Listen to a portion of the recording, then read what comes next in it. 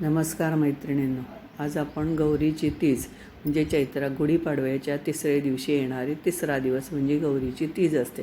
चैत्रा गौरी या दिवशी बसवली जाते आणि याची पूजा केली जाते. याचं हळदी कुंकू तुम्ही नंतर केव्हाही करू शकता.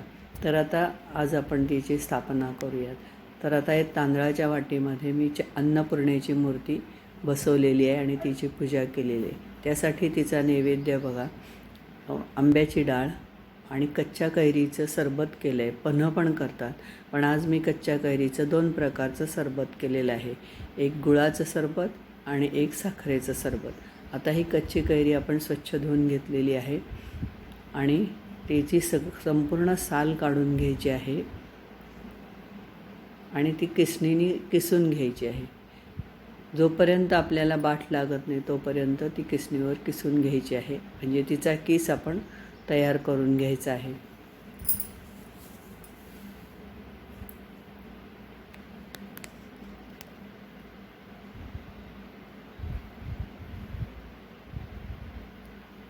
हे बघा, आता हा किस तयार झालेला आहे. आता आपण आंब्याच्या डाळीची तयारी बघूया. हे बघा, ही 2 ते 3 तास मी हरभऱ्याची 1 वाटी डाळ भिजत घातलेली होती. आता ही हरभऱ्याची डाळ भिजलेली आहे, ती आपण मिक्सरमधून बारीक करून घ्यायची आहे. फार बारीक करायची नाही, साधारण मोठी ठेवायची आहे. आणि ही कच्चीच डाळ असते. कच्च्या डाळीतच आपण बाकीचं सर्व साहित्य घालणार आहोत, ते नंतर मी सांगतेच. आता हे सगळे आपण मिक्सरमधून काढून घेऊयात.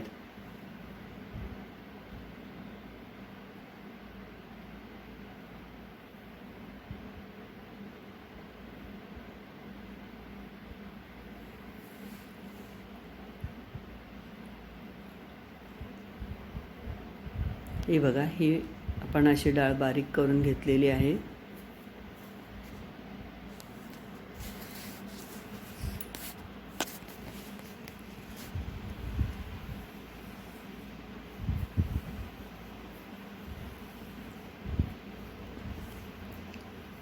आता त्यासाठी आपण फोडणी तयार करूयात. त्यासाठी 1 डाव तेल घालायचं आहे. गॅस पेटवला आहे. आता त्याच्यावर एक छोटी कढई ठेवलेली आहे, त्यामध्ये 1 डाव आपण तेल घालणार आहोत. साधारण अर्धी वाटी, छोटी अर्धी वाटी तेल घालायचं आहे.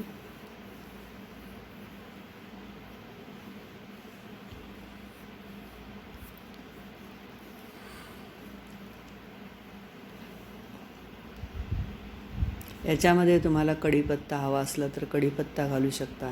हिरव्या मिरचीचे जर तुकडे घालायचे असले तर ते घालू शकता, किंवा हिरवी मिरची वाटूनसुद्धा लावू शकता, तुमच्या आवडीनुसार आहे. आता मी यामध्ये लाल मिरची पावडर वापरणार आहे. आता मोहरी घातलेली आहे. तेल तापल्यानंतर मोहरी घालायची आहे. ती छान तडतडून झाल्यानंतर त्यामध्ये 1 चमचा हिंग घालायचा आहे. हिंग घातला आता, आणि 1 चमचा हळद. आता आपण यामध्ये लाल तिखट वगैरे घालणार नाही, कारण ते जळतं तिखट फोडणीमध्ये. त्यामुळे आपण असं ह्या पातेल्यामध्ये काढून घेतल्यानंतर हे साहित्य सगळं घालणार आहोत. तर आता यामध्ये आपण किसलेल्या कैरीचा किस, चवीनुसार मीठ आणि चवीनुसार साखर आणि फोडणी घालून मिक्स करायचं आहे. आणि मिक्स केल्यानंतर मग वरून कोथिंबीर तुम्हाला हवी असल्यास तुम्ही घालू शकता. अशी चविष्ट आंब्याची डाळ आपली छान तयार आहे. हे बघा, 1 चमचा मी लाल मिरची पावडर घातलेली आहे. चवीनुसारच घालायचं आहे. आणि आंब्याचे ते किसलेला किस आहे तो चवीनुसारच घाला, कारण काहींना आंबट गोड आवडतं, काहींना कमी आंबट लागतं. तर एकदम किस कधीही घालायचा नाही, थोडा थोडा करून घालायचा आहे, की जेणेकरून कैरी जर खूप आंबट असेल तर मग डाळ आपली आंबट होईल. त्यामुळं चवीनुसार तुम्ही ते कैरीचा किस घालू शकता. काही कैऱ्या खूप आंबट असतात, काही कैऱ्या आंबट नसतात. तर अशी ही आपली आंब्याची डाळ तयार आहे. वरून ही कोथिंबीर घातली आहे.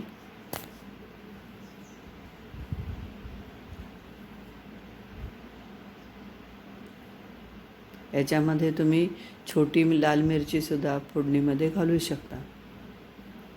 आता आपण कच्च्या कैरीचं पन्हं बघूया, सरबत बघूया. त्यासाठी मी पातेलं भरून गार पाणी घेतलेलं आहे आणि त्यामध्ये हा कच्च्या कैरीचा किस घातलेला आहे. हा सुद्धा चवीनुसार घालायचा आहे, कारण कैरी जर आंबट असेल तर फार आंबट होऊ द्यायचं नाही. थोडा थोडा किस घालून चव बघत राहायचं आणि मग त्यानुसार आपण तो कच्च्या कैरीचा किस त्यामध्ये मिक्स करत राहायचं. तर आता त्या चवीनुसार मीठ घालायचं आहे आणि पिठी साखर घालायची आहे, जेणेकरून पिठी साखर आपली पटकन विरघळते. आता ही पिठी साखर त्यामध्ये घालूयात. आता ह्यामध्ये मी 2.5 ते 3 चमचे साखर घातलेली आहे. थोडंसं चव घेऊन पाहिजे. नंतर जर कमी गोड वाटत असेल तर थोडी साखर वाढवायची आणि मीठ चवीनुसार घालायचं आहे. आता गुळाचं सरबत बघूया. त्यामध्ये सुद्धा बारीक चिरलेलं गूळ घ्यायचं आहे. त्यामध्ये सुद्धा हीच प्रोसिजर आहे की चवीनुसार ती कच्च्या कैरीचा किस घालायचा, मीठ आणि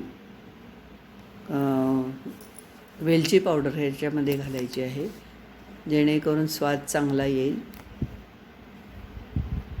गूळ विरघळेल तोपर्यंत आपल्या कच्च्या कैरीचा जो आंबटपणा असतो तो पाण्यामध्ये उतरतो.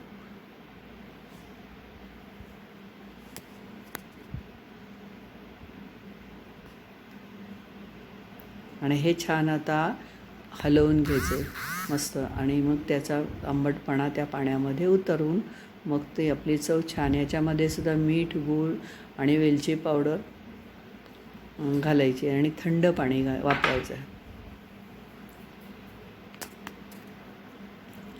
थंड पाणी वापरून घ्यायचं आहे. पाहिजे असल्यास तुम्ही बर्फसुद्धा याच्यामध्ये मिक्स करू शकता. आता ही वेलची पावडर मी घातलेली आहे.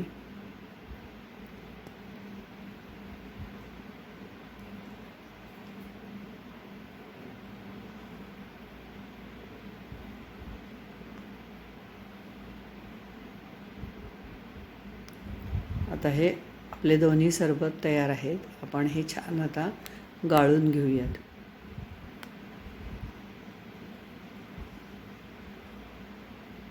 एक पातेलं घेतलेलं आहे, त्यामध्ये असं छान गाळणीने आपण गाळून घेऊयात. दोन्ही सरबतं गाळून घ्यायची आहेत, एक गुळाचं आणि एक साखरेचं. हे बघा, असं आपण छान गाळून घेतलेलं आहे. आता हे आपलं गुळाचं सरबत तयार आहे.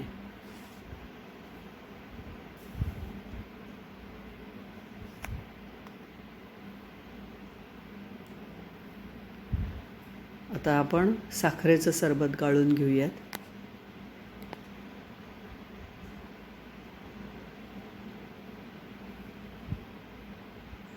हे बघा, हे साखरेचं सरबत, हे पण तयार आहे. आता हे पण आपण गाळून घेऊयात.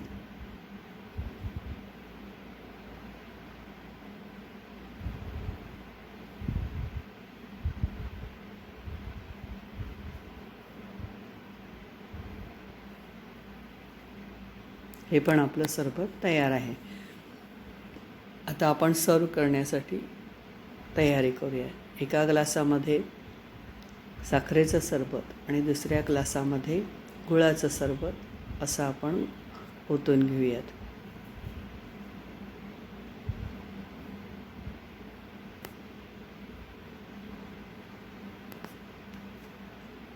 आणि त्यामध्ये तुम्हाला आणखीन थंड हवं असेल तर तुम्ही त्याच्यामध्ये बर्फ आईस क्यूब घालू शकता.